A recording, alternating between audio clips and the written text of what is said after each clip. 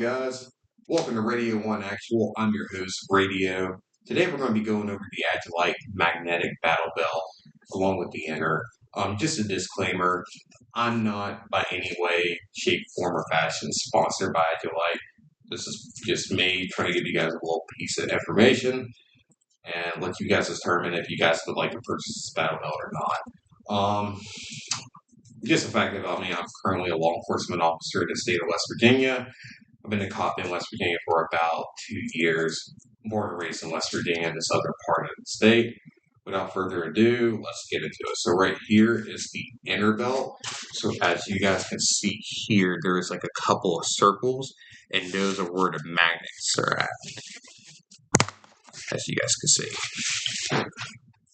So what we'll do is, I'm just going to put the inner belt in, show you guys how it's supposed to be.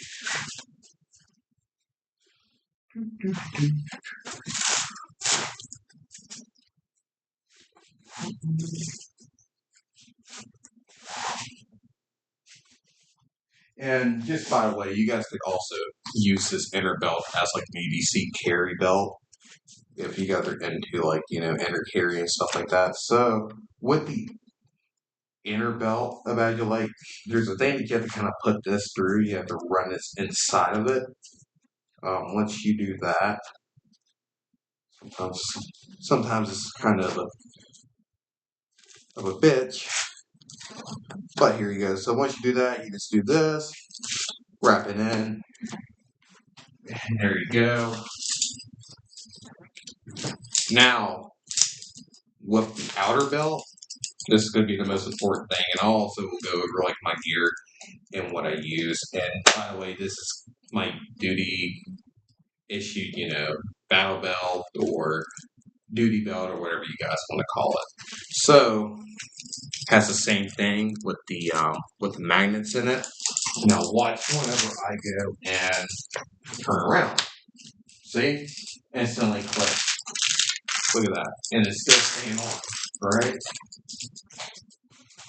Now.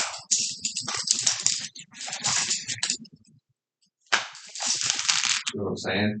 Still stays on. Now all you do, then you line your gear together.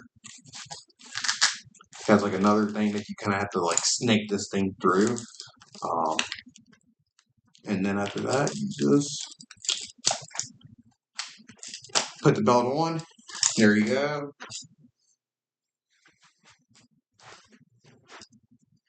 There you go.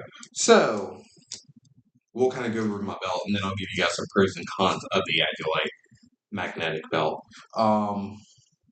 So 2 handcuff cases in the front for quick access, and just in case if I would have to go hands-on with a suspect, I think it'd be a lot easier if, hey, somebody's trying to come at me, I can do this, as opposed to like, hey, if I have the handcuffs behind my back, with like a lot of traditional old school people, they'll typically have their handcuffs in the back. I just think it's just a tad bit slower to get your hands out in front. And I'm always trying to look for ways to get faster on the target or just, to go hand-on with a suspect if necessary. Over here I got my mag. This is an S-Tac angled mag pouches or whatever. I got 2 of them.